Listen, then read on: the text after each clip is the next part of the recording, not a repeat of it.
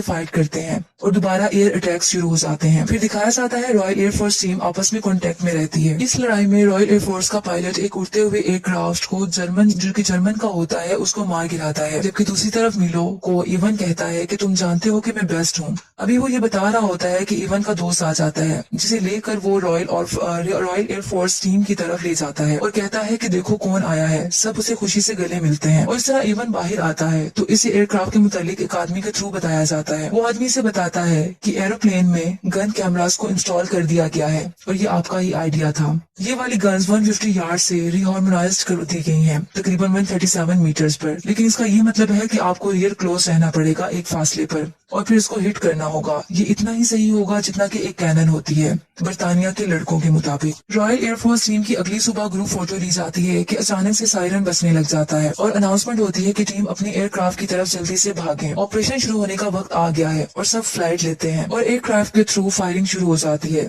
जबकि lady pilots दोबारा अपनी पोजीशन एरियाज को लोकेशन को आइडेंटिफाई करने के लिए बैठ जाती हैं। कुछ जहाजों को तबाह कर दिया जाता है। फिर एक साइन जाहिर होता है रिफ्यूलिंग और लैंडेड। जहाजों को रिफ्यूल किया जाता है और फिर से फ्लाइट होती है। रॉयल एयरफोर्स टीम के एक टीम मेंबर के एयरक्राफ्ट से बॉम्बार्डमेंट और फायरिंग होना बंद हो जाती है। इस पर ऑपोजिशन जर्मन की टीम से फायरिंग होती है और वो जख्मी हो जाता है और उसका खून बहने लगता है। इसका एरोप्लेन भी क्रैश हो जाता है और वो पानी में जा गिरता है, जहाँ इसको एक छोटी सी विक्टिम बच्ची इमेजिन होती है जो कि हंस रही होती है। आखिरकार वो पानी में डूब जाता है। रॉयल एयरफोर्स टीम अब खामोश उदास होती है क्योंकि इनका साथी मर चुका होता है। मीरो एक किताब रूडिमेंट्री पॉलिश पढ़ रहा होता है। अब दोबारा से एयर वॉर को दिखाया जाता है। एयरफोर्स टीम हवा में एक सुकून से फ्लाइट में होते हैं कि अचानक एक प्लेन पर अटैक हो जाता है और सब बहुत अलर्ट हो जाते हैं।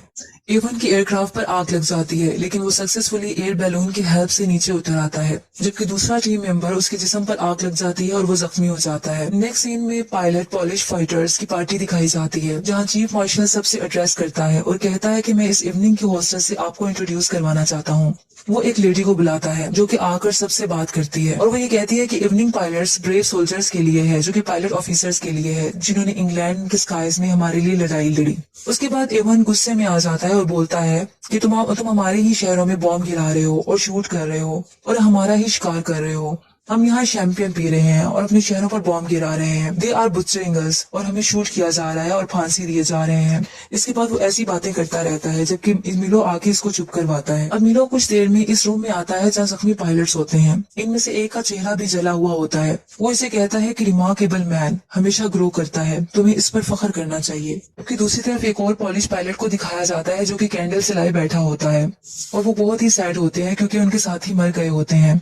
इवन उसको आकर कहता है कि तुम यहाँ क्या कर रहे हो। तो फिर वो मैंने एयरक्राफ्ट में उन्हीं लोगों को देखना शुरू कर दिया था, वो तुम्हारी और मेरी तरह लोग थे। इस पर इवन कहता है कि इन प्लेन्स में लोग नहीं थे, लेकिन सिर्फ जर्मन्स थे, वो जर्मन जिन्होंने हमारे साथ बुरा किया था। मेरी बात सुनो, तुम्हें इन चीजों से गुजरना है, तुम अभी भी जिंदा हो, तुम सांस ले रहे हो एक जंग में, ये सबसे अहम चीज है। वो एक्चुअली इवन उसकी हौसला अफजाई उसको इनकरेज करता है। अब मिलो सब पायलट के साथ मीटिंग करता है और सब फ्लाइट ऑपरेशन पर चले जाते हैं। दूसरी एयर वॉर दोबारा शुरू हो जाती है और बहुत से जहाजों को तबाह कर दिया जाता है। अब एक रॉयल एयरफोर्स टीम के पायलट को कुछ मेमोरी जहन में आती है, जैसा कि एक बूढ़े आदमी को फायरिंग से मार दिया जाता है। अभी वो ये सोच रहा होता है कि इस पर फायरिंग हो जाती है। दूसरी तरफ एवन बहुत परेशान हो जाता है क्योंकि ये सब देख रहा होता है और गुस्से में आकर ऑपोजिशन जर्मन्स के जहाज को गिरा देता है। जर्मन्स के साथ फाइट मुसलसल होती रहती है। अब पॉलिश पायलट्स के दो बचे हुए एयरक्राफ्ट नजर आते हैं, जिसमें से एक का इंजन रुकने से वो क्रैश हो जाता है। अब सिर्फ एवन होता है, एवन पर फायरिंग शुरू हो जाती है। अब सिर्फ एवन बचता है जो कि ओनली सर्वाइवर होता है। पायलट लेडीज देखती हैं कि ऑपरेशन की क्या सिचुएशन है और इनकी आंखों में आंसू आ जाते हैं। अब एवन अपने एयरक्राफ्ट में जो कि जमीन पर गिरा होता है वो जख्मी हालत में जिंदा निकलता है और पास खड़े एक एयरक्राफ्ट की तरफ जाता है और देखता है कि इसके पार्टनर की डेथ हो गई है। वो शदीद गुस्से और गम में होता है। इस तरह स्क्वाड्रन लीडर बाकी फाइटर पायलट से कहता है ये बहुत एक्सेप्शनल वर्क था और बहुत ज्यादा हम फख्र महसूस करते हैं, लेकिन जो इन्होंने काम किया और जारी रखा ये असीम शुक्रगुजारी के मुस्तहिक हैं। ये कहकर वो ऑफिसर्स चले जाते हैं। नेक्स्ट सीन में 1946 का टाइम दिखाया जाता है जो कि लंदन इंग्लैंड में दिखाया जाता है।